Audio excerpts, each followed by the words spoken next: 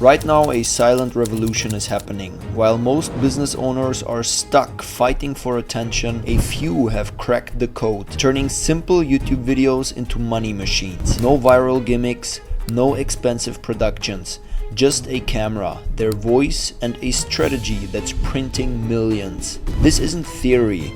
It's happening right now. In the next few minutes, we are pulling back the curtain on the exact YouTube pathway that's turning viewers into customers on autopilot. If you're not using this, you're already behind.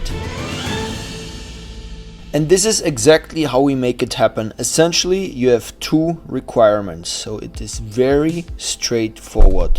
First one, you have a business. If you don't have a business, you can literally stop watching this video because it will not be helpful to you at all. Secondly, you are mildly intelligent. I'm saying mildly intelligent because you don't need Einstein levels of IQs. You just need to be able to follow the rules. So let's deep dive on the first point. You have a business. I'm always saying we are at peak retarded content right now. What does that mean? Peak retarded content is what we refer to as content that is based on engaging viewers through entertainment. So probably the most successful person in the world at this right now is Mr. Beast, right? And the Mr. Beast era is coming to an end. Why is it coming to an end? Well, companies are slowly starting to wake up. For example, here on the left side, we see Trade Republic, and we've been in touch with them. They are doing a show where they have different influencers fight for, some prize money here. I think it's 1 million euro, the last show that they did. And the dynamic, or what they're thinking about this, is obviously they want to promote their business in an entertaining way, and they do it not on Netflix, not on Google ads, not on national television. They do it on YouTube. And you have many more companies waking up right now. Some of them we're working with, and some of them are entering with massive budgets, right? Something like this Trade Republic show, it takes hundreds of thousands to organize a show like this, and they're doing that with big production budgets. But the market is far from saturated. So there's still much more potential, and even with a much scrappier recording setup, which we'll talk about in a second, you can conquer YouTube in your respective business niche. And that's where we're coming to point number 2. You need to be mildly intelligent and follow the following instructions. Very simple. Let's look at this thing here first. This is what we call a retention curve, and on YouTube this is what determines your success with videos. If this does not look right, you're screwed. Okay, you will get 0 views, and the views you get, they will not convert into anything. Now, you might be familiar with the retention curve, you might not be. If you're familiar, just skip forward for a minute. If you're not, let me explain this very quickly. People start here. This is minute 0 of your video. They start watching the video, and what you see here, what happens in the first 30 or so seconds of the video is typically around 30% of viewers jump off. If you're bad,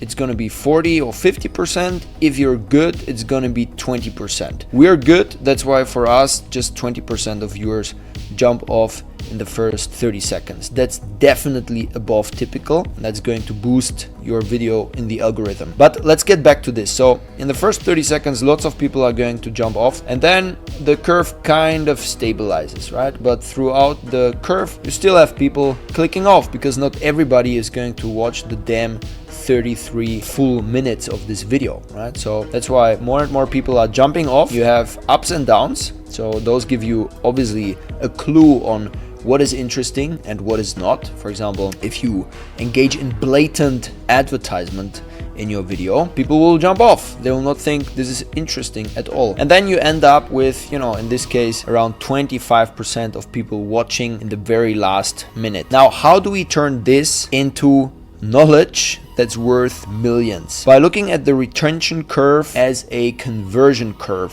for your business. Let me explain. In this case, we have a 33-minute video, which means we essentially have 33 minutes to convert your prospect into a buyer. And here's exactly what happens on retention curves. In the first seconds, people will probably be like, who the fuck is this guy? right? What is he talking about? First time I see him, and can I really trust him? Then after a couple of seconds, couple of minutes, if you manage to get them over this point, which is the first 30 seconds, right? If you manage to hook their attention, and we'll talk about how to do that in a second, then you come to a stage where they are like, okay, let me see what he's got, right? Let me see if this person is real.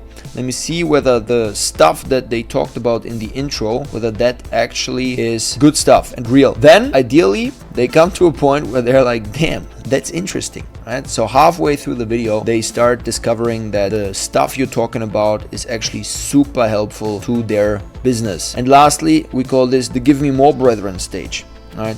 So at the end of the video, ideally what you have is this instinct from your prospect to either watch immediately another video or book a call, follow up with some kind of CTA, for example, download your lead magnet, which is also something we install with our clients. Now, point one, if they are going to watch another video of yours, so from here they immediately jump to the next one, that's perfect. This is literally the strongest signal that you can give to the YouTube algorithm to signal that your stuff is great. Because not only did you watch the whole video, which signals to YouTube, obviously this is a great video, otherwise they wouldn't have watched the whole thing.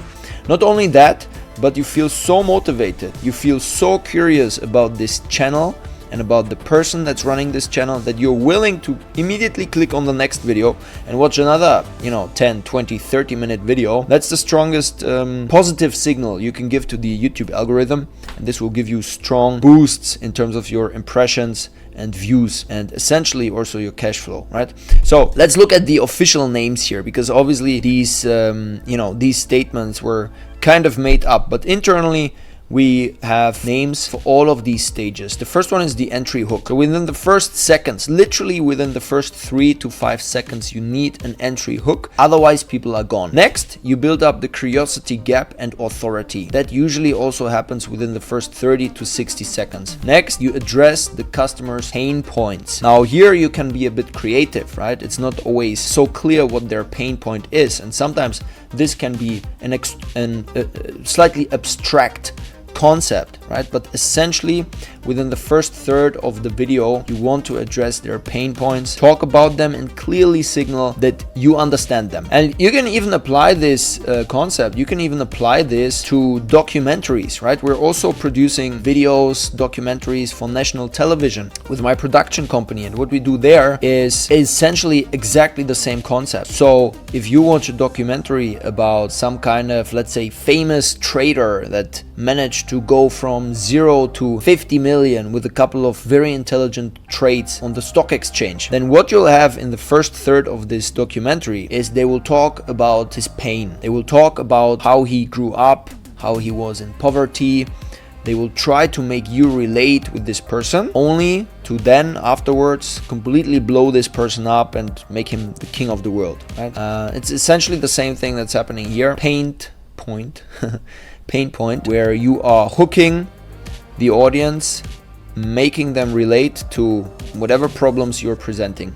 Now, within the main part of the video obviously is solving the problem, presenting a couple of great solutions that only you can provide. Next, subliminal status via proof. So you want to alleviate your status in the eyes of the audience by showing proof. And this proof can come in many forms, right? It can just be you being freaking rich. It can be showing actual customers. It can be talking very subliminally about successes that you have produced for customers and clients. Any of these will work.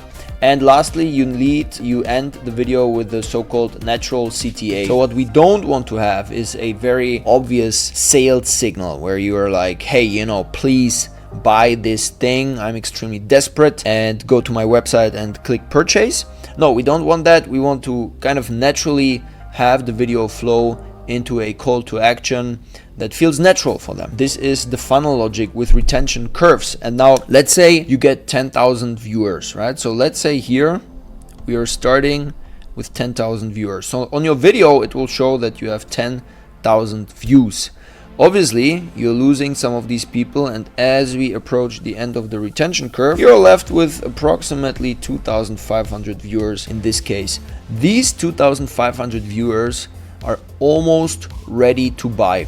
They have watched the whole damn thing. They went through the whole conversion cycle of being presented with a great hook, curiosity gap. They know about your authority on this topic now. They know about their pain points, and maybe they can relate to your past pain points too.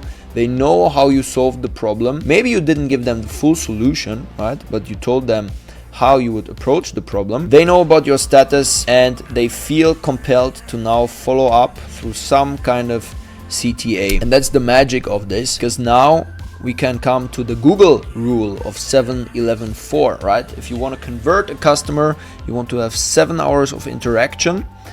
So they need to, consume 7 hours of some kind of content from you. This could be reading emails, this could be watching your shorts, could be watching your long form videos. They need 11 touch points, so 11 different touch points of getting in touch with your brand. And lastly, this is done through 4 different locations. So let's say, YouTube videos, a podcast, TikToks, and then they get a final ad on Meta, and then they are ready to convert. Now, if you follow what we just talked about here, you're essentially going to have the same thing happening. So this conversion curve that we just talked about 3 to 5 times. In our experience with clients, it takes 3 to 5 videos for the prospect to approach a point where they are like, okay, let me follow up with this CTA.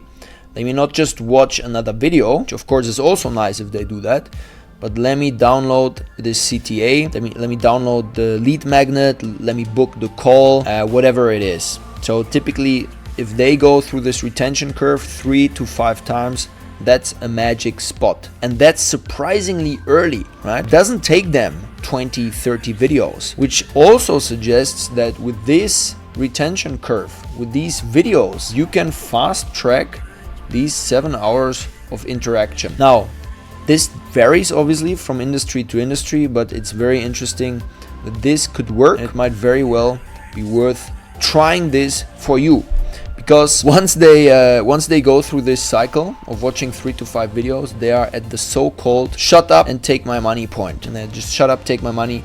They are signed up and they are ready to buy within the sales call.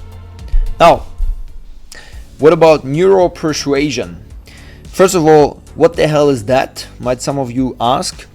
It is something we teach within the content to cash flow framework, and essentially, let's break it down super quickly. You want to guide your viewers through this error. So you want to guide them from the top to the bottom, where at the beginning they're like, I have a problem, but I don't know a solution.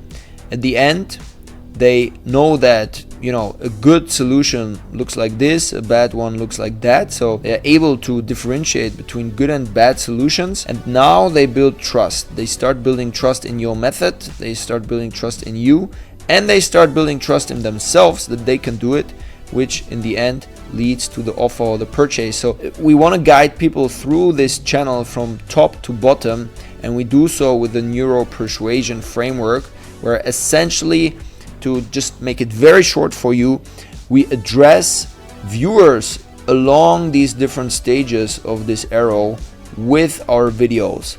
Now this is advanced, and you'll learn about this in the last couple of weeks of your content to cash flow program, if you're part of it. But it is also something that is not necessary at the beginning. At the beginning, I would rather have you upload videos quickly so that you get videos out there, you get analytics and data, and then you can optimize, than spending hours and hours on optimizing every single last detail of your video, which leads to you just uploading one video every 2 months and you get 0 data, right? We don't want that. So the question is, doesn't this take hours and hours? And the answer obviously is 90% of that can be done by AI.